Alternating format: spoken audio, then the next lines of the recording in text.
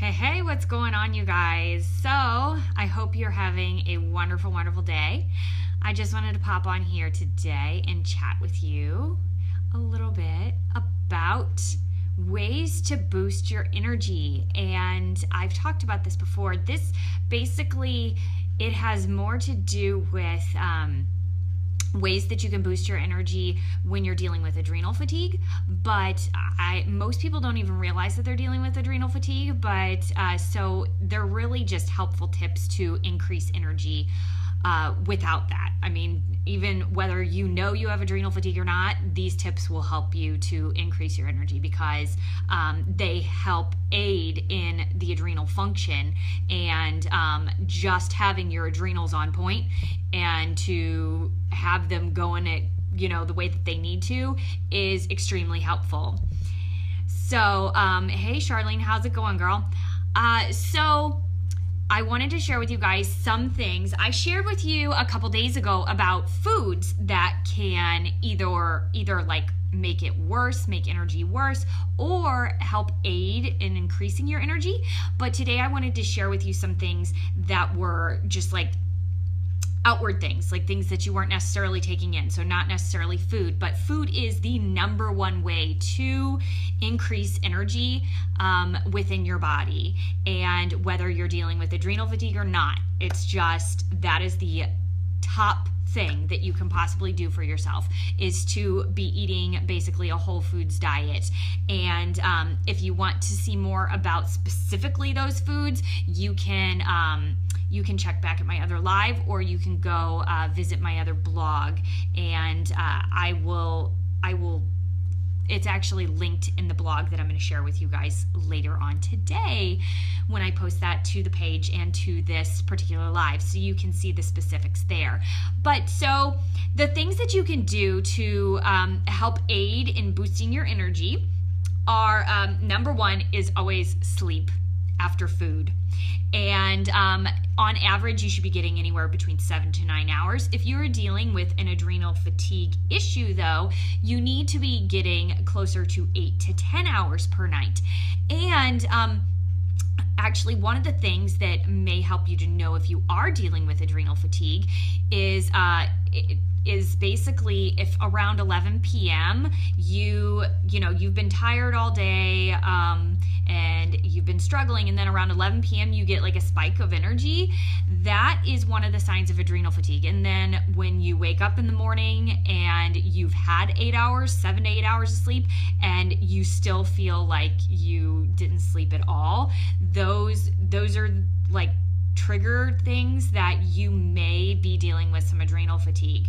So if you are 8 to 10 hours and going to sleep by 10 p.m., because then you avoid that 11 p.m. spike of energy where all of a sudden you're like, I can do everything that I needed to get done, and then you're up until 1 and 2 o'clock in the morning, and then struggling to get up when you need to get up.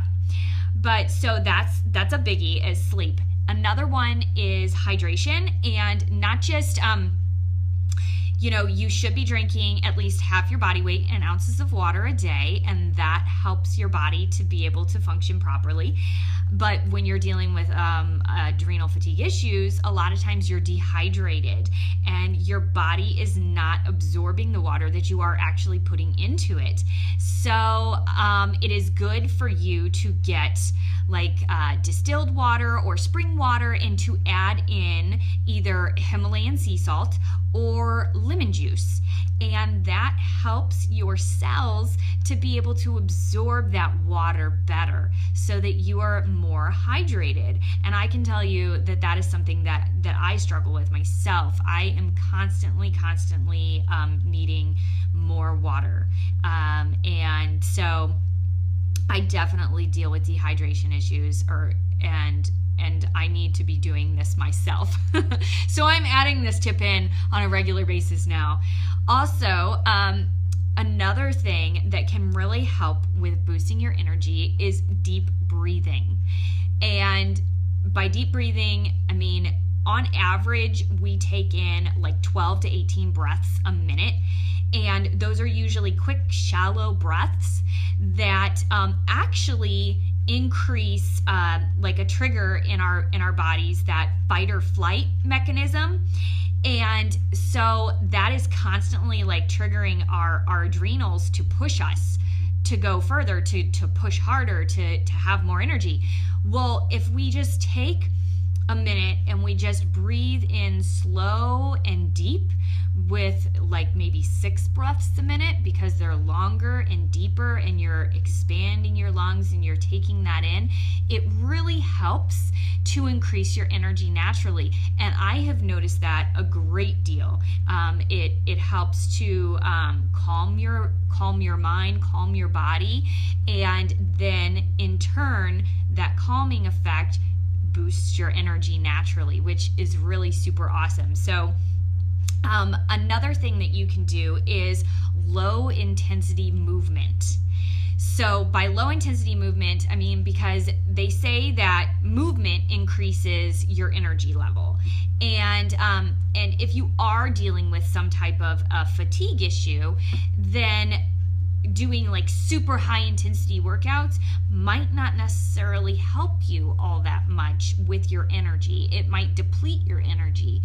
So that's where something like yoga or stretching, where you are focusing on your breath and you're getting that deep breathing in, and you're also concentrating more on how your body's feeling when you're in those poses and when you're stretching and things like that.